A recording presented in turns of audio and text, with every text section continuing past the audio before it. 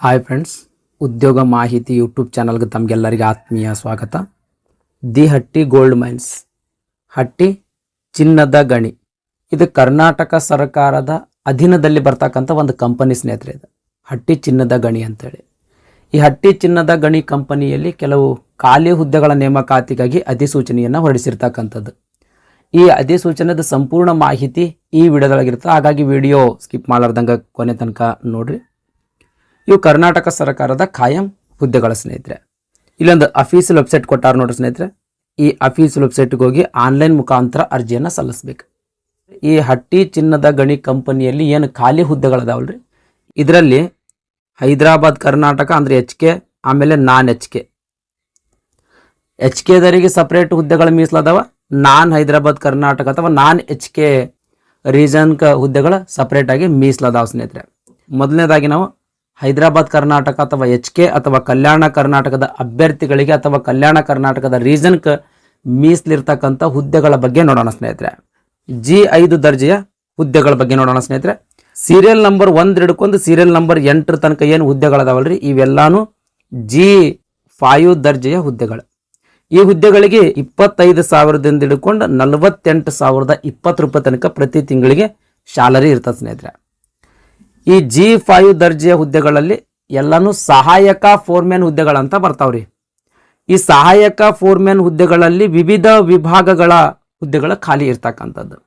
ಅದರಲ್ಲಿ ಸಹಾಯಕ ಫೋರ್ಮ್ಯಾನ್ ಹುದ್ದೆಗಳಲ್ಲಿ ಮೊದಲನೇದಾಗಿ ಗಣಿ ವಿಭಾಗದ ಹುದ್ದೆಗಳು, ಒಟ್ಟು 15 ಹುದ್ದೆಗಳು ಖಾಲಿ ಅದಾವ್ರಿ. ಈ ಸಹಾಯಕ ಫೋರ್ಮ್ಯಾನ್ ಗಣಿ ವಿಭಾಗದ ಹುದ್ದೆಗಳಿಗೆ ನೀವು ಅರ್ಜಿ ಸಲ್ಲಿಸಬೇಕಾಗಿತ್ತು ಅಂತಂದ್ರೆ ಡಿಪ್ಲೊಮಾದಲ್ಲಿ ಮೈನಿಂಗ್ ಎಂಜಿನಿಯರಿಂಗ್ ಅಂತ ಒಂದು ಕೋರ್ಸ್ ಬರ್ತದೆ. ಆ ಕೋರ್ಸನ್ನು ನೀವು ಪಾಸ್ ಮಾಡಿರಬೇಕು.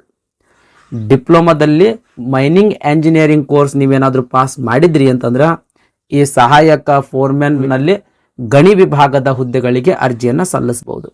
15 ಹುದ್ದೆಗಳು ಏನದಾವಲ್ರಿ, ಯಾವ ಕ್ಯಾಟಗರಿಗೆ ಎಷ್ಟೆಷ್ಟು ಹುದ್ದೆಗಳ ಮೀಸಲದಾವ ಅಂತ ಹೇಳಿ ಹುದ್ದೆಗಳ ವರ್ಗೀಕರಣ ಕೊಟ್ಟಾರಿ. ದಯಮಾಡಿ ವಿಡಿಯೋ ಪಾಸ್ ಮಾಡಿ ನೋಡ್ರಿ. ನೆಕ್ಸ್ಟ್ ಲೋಹಶಾಸ್ತ್ರ ವಿಭಾಗ. ಲೋಹಶಾಸ್ತ್ರ ವಿಭಾಗ 5 ಹುದ್ದೆಗಳ ಖಾಲಿ ಇರ್ತಕ್ಕಂಥದ್ದು.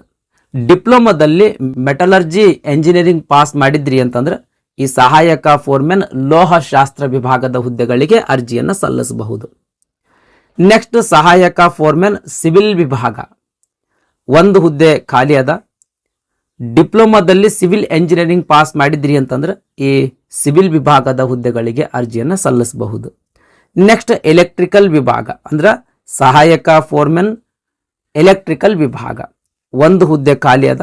ಡಿಪ್ಲೊಮಾದಲ್ಲಿ ಎಲೆಕ್ಟ್ರಿಕಲ್ ಎಂಜಿನಿಯರಿಂಗ್ ಪಾಸ್ ಮಾಡಿದ್ರಿ ಅಂತಂದ್ರೆ ಈ ಎಲೆಕ್ಟ್ರಿಕಲ್ ವಿಭಾಗದ ಹುದ್ದೆಗಳಿಗೆ ಅರ್ಜಿಯನ್ನು ಸಲ್ಲಿಸಬಹುದು. ನೆಕ್ಸ್ಟ್ ಸಹಾಯಕ ಫೋರ್ಮ್ಯಾನ್ ಭೂಗರ್ಭಶಾಸ್ತ್ರ 2 ಹುದ್ದೆಗಳು ಖಾಲಿ ಅದಾವ. ಭೂಗರ್ಭ ವಿಷಯದಲ್ಲಿ BSc ಪಾಸ್ ಮಾಡಿದ್ರಿ ಅಂತಂದ್ರೆ ಈ ಹುದ್ದೆಗಳಿಗೆ ಅರ್ಜಿಯನ್ನು ಸಲ್ಲಿಸಬಹುದು. ನೆಕ್ಸ್ಟ್ ಸಹಾಯಕ ಫೋರ್ಮ್ಯಾನ್ ಡೈಮಂಡ್ ಡ್ರಿಲ್ಲಿಂಗ್ ಭೂಗಳಮಯ ವಜ್ರ ಭೈರಿಗೆ ವಿಭಾಗ 1 ಹುದ್ದೆ ಖಾಲಿ ಐತಿ. ಡಿಪ್ಲೊಮಾದೊಳಗೆ ಡ್ರಿಲ್ಲಿಂಗ್ ಟೆಕ್ನಾಲಜಿ ಎಂಜಿನಿಯರಿಂಗ್ ಪಾಸ್ ಮಾಡಿದ್ರಿ ಅಂತಂದ್ರೆ ಈ ಹುದ್ದೆಗೆ ಅರ್ಜಿಯನ್ನು ಸಲ್ಲಿಸಬಹುದು.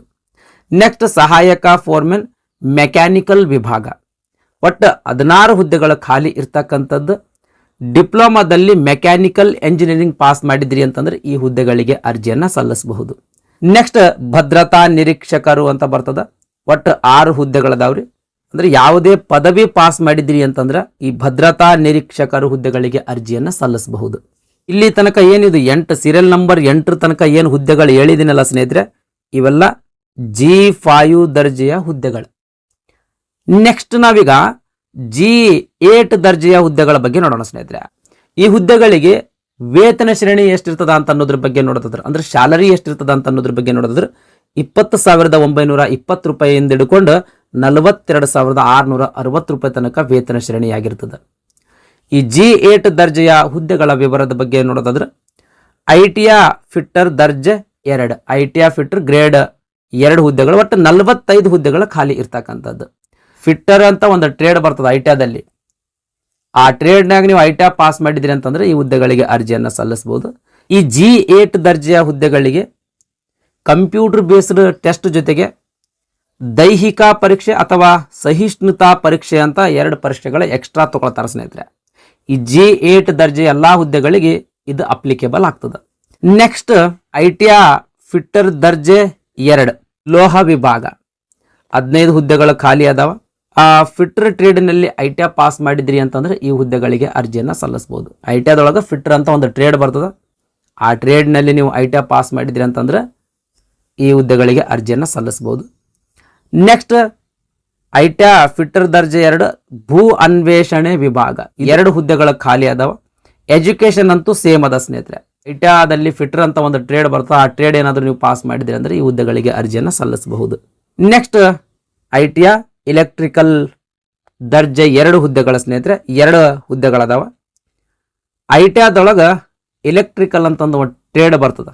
ಈ ಎಲೆಕ್ಟ್ರಿಕಲ್ ಟ್ರೇಡ್ನಲ್ಲಿ ನೀವೇನಾದರೂ ಐಟಿಐ ಪಾಸ್ ಮಾಡಿದ್ರಿ ಅಂದ್ರೆ ಈ ಹುದ್ದೆಗಳಿಗೆ ಅರ್ಜಿಯನ್ನು ಸಲ್ಲಿಸಬಹುದು. Next security guard PUC pass ಮಾಡಿದ್ರಿ ಅಂತಂದ್ರೆ ಈ ಸೆಕ್ಯೂರಿಟಿ ಗಾರ್ಡ್ ಹುದ್ದೆಗಳಿಗೆ ಅರ್ಜಿಯನ್ನು ಸಲ್ಲಿಸಬಹುದು ಸ್ನೇಹಿತರೆ.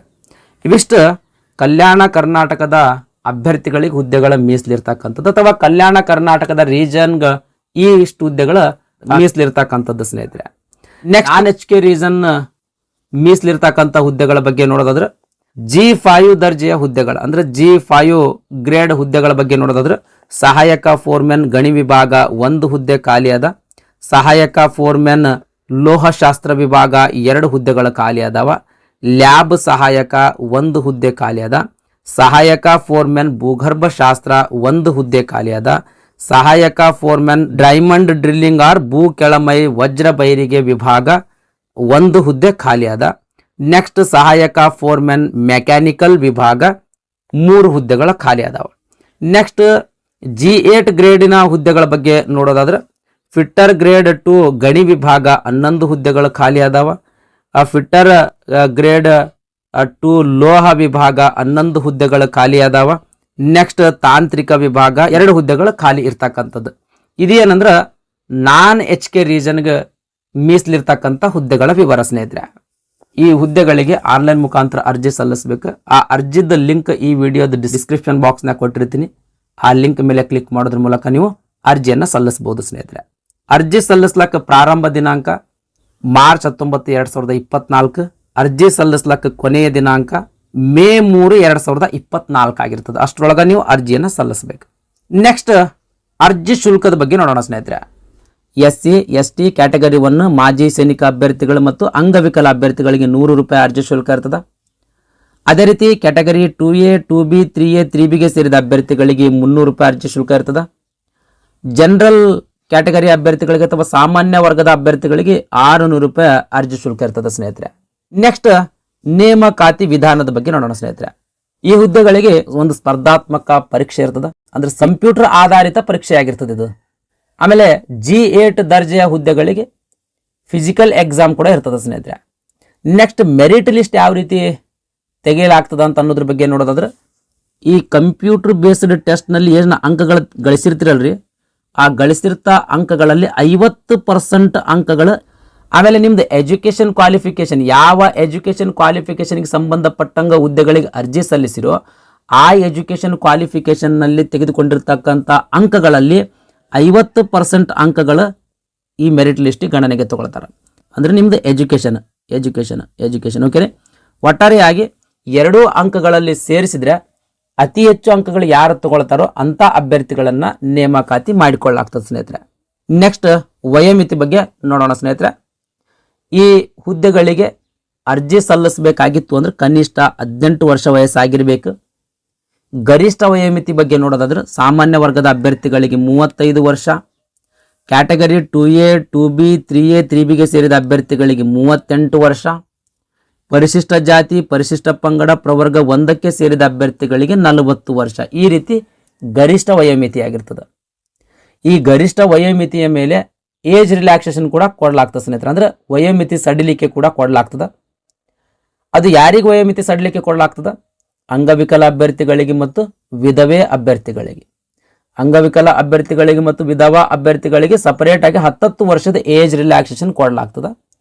ಆಮೇಲೆ ಮಾಜಿ ಸೈನಿಕ ಅಭ್ಯರ್ಥಿಗಳಿಗೆ ಎಷ್ಟು ವರ್ಷ ನೀವು ಸೇವೆ ಸಲ್ಲಿಸಿರ್ತೀರೋ ಅಷ್ಟು ವರ್ಷದ ಮೇಲೆ 3 ವರ್ಷದ ಇನ್ ಅಡಿಷನ್ ಆಗಿ ಏಜ್ ರಿಲ್ಯಾಕ್ಸೇಷನ್ ಅನ್ನು ಕೊಡಲಾಗ್ತದೆ ಸ್ನೇಹಿತರೆ. ಇದಿಷ್ಟು ಹಟ್ಟಿ ಚಿನ್ನದ ಗಣಿ ಕಂಪನಿಯಲ್ಲಿ ಖಾಲಿ ಇರುವ ಹುದ್ದೆಗಳ ನೇಮಕಾತಿಗಾಗಿ ಹೊರಡಿಸಿರ್ತಕ್ಕಂಥ ಅಧಿಸೂಚನೆಯ ಸಂಪೂರ್ಣವಾದಂಥ ಮಾಹಿತಿಯಾಗಿತ್ತು. ಈ ವಿಡಿಯೋ ನಿಮಗೆ ಇಷ್ಟ ಆಗಿತ್ತು ಅಂದರೆ ದಯಮಾಡಿ ಲೈಕ್ ಬಟನ್ ಮೇಲೆ ಪ್ರೆಸ್ ಮಾಡಿರಿ. ಅದೇ ರೀತಿ ನಿಮ್ಮ ಫ್ರೆಂಡ್ಸರಿಗೂ ಕೂಡ ಶೇರ್ ಮಾಡಿರಿ ಅಂತ ವಿನಂತಿಸಿಕೊಳ್ತಾ ಇವತ್ತಿನ ವಿಡಿಯೋವನ್ನು ಮುಗಿಸ್ತಾ ಇದ್ದೀನಿ. ಧನ್ಯವಾದಗಳು.